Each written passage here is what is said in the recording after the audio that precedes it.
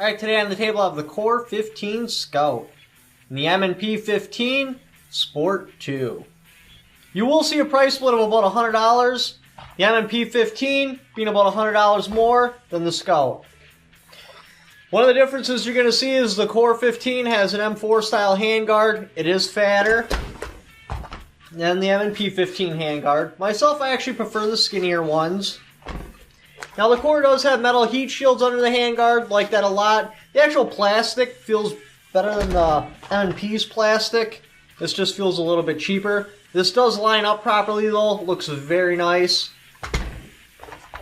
The Core doesn't quite line up right. Big gap right there. Both use a 1/9 twist barrel that are nitrated. The actual polishing on the nitrated, the M&P 15 looks better. Like they did a better job on the nitrating process. The Core is just a bit duller. Doesn't look like they nitrated it quite as well. The Core does use a 4150 barrel though. The M&P 15 Sport 2 uses a 4140. Definitely like the higher quality steel in the Core. Your Core has a low shelf lower receiver, which is exactly what I like to see. M&P 15 Sport 2 does use a high shelf lower receiver, not a big fan of that. It also uses an AR15's style bolt carrier instead of an M16 style bolt carrier. I'd rather see the M16 style bolt carrier myself. The Core does have some pretty cool cuts on the lower receiver. I really like how they did the lower receiver, except for one thing. Instead of safe and fire, it's got a picture. I'd much rather see it say safe, say it say fire. So if a customer's unfamiliar with the rifle, they still know exactly what's going on. The picture can get confusing, especially if you're unfamiliar with the AR15 platform. Now, your M&P 15 does come with a Magpul flip-up rear sight and a Magpul mag. Because of the price of those, it kind of neutralizes the cost split. I mean, there still is a little bit of split, but if you were to figure in the sight, then it's a lot closer to like $40. This uses a hex mag, and you do not get a sight. The M&P 15, this one, the castle nut is staked on. The Core is not. On the Core, they polished off all the forging marks on your front sight gas block. Your M&P 15, they did not. This is more like factory style. Your Core uses your standard GI trigger. If you're familiar with them, you know they're really gritty. Kind of hear it. I don't know how well the camera picks it up. The M&P 15 uses their own trigger.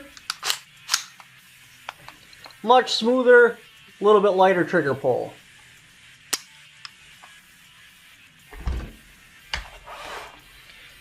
Alright, so would I pick the M&P 15 Sport 2 or the Core? Well, I do like how M&P 15, or the Smith & Wesson, puts the rifles together. We've had a lot of them come through the shop. There's never been blems on them. Really quality, not quality, real consistent quality control. But I do like the nicer parts on the M&P, or the Sport 2. But this rifle has blems on it. Right there, they screwed up the barrel and they slid it on. They messed up the gas block a little bit, so then they just colored it in with a Sharpie to hide it. The handguard doesn't fit quite right. I just noticed that they didn't adjust the stock properly. So what you're going to have to do is pound this pin out, readjust it properly, and then put the pin back in there so it doesn't just come off. But with the Core, you get a lot nicer parts. Oh, another thing I noticed. Doesn't quite go all the way on safety. You get a better barrel. Well, better barrel steel. The sight, or like the gas block, you know, it's all, they polished out the forging marks. You get the metal heat shield. You get an M16 bolt carrier. You get a low shelf lower receiver. But because of the fact that almost every single one of the rifles that come through, because we've had 3 come through, 2 of them had some pretty severe blems on it, it just makes me question their whole build process and if the rifle's going to be quality. It's not so much about the blem itself, because whatever, I'm going to mar it up myself, but if they're going to take shortcuts on that, you know, what's to say they didn't take other shortcuts? This one you don't get quite as nice as materials, but it's $100 more, but a lot of that cost is going to go into your sight in that, but the actual quality control has just been consistent. Over and over and over and over again, the rifles come out good to go.